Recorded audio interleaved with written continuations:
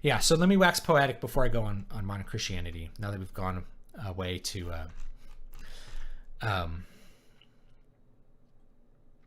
away from this dystopian thing. The dystopia of modern Christianity to me is you go into a church and it doesn't feel right.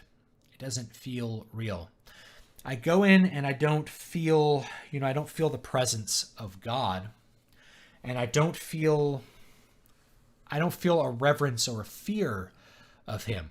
So I go into a building and it looks like a modern building.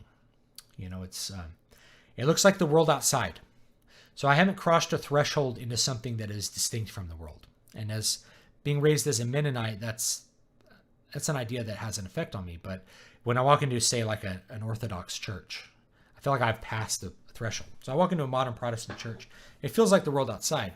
I go and I sit down and I have worship music played at me, which is some permutation of popular music.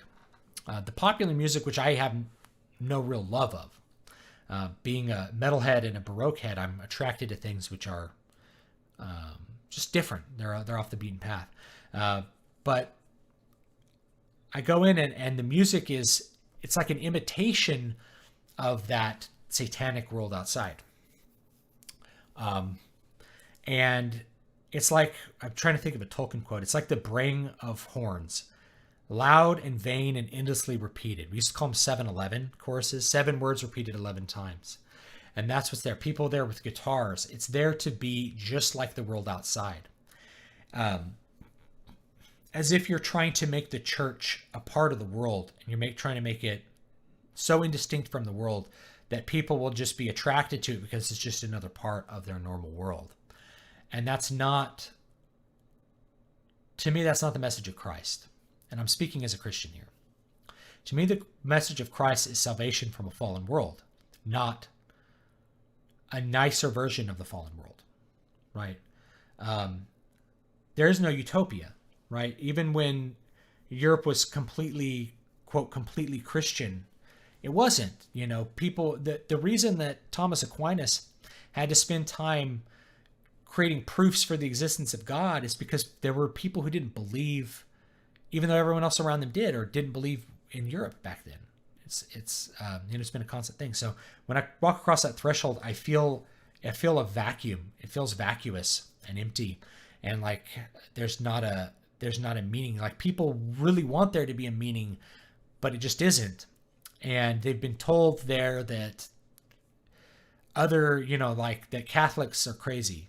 It's like I mentioned, they think that they're not Christian or something. And people don't really cling to the doctrine. It's more about acceptance of people, but a big part of Christianity is rejection of sin.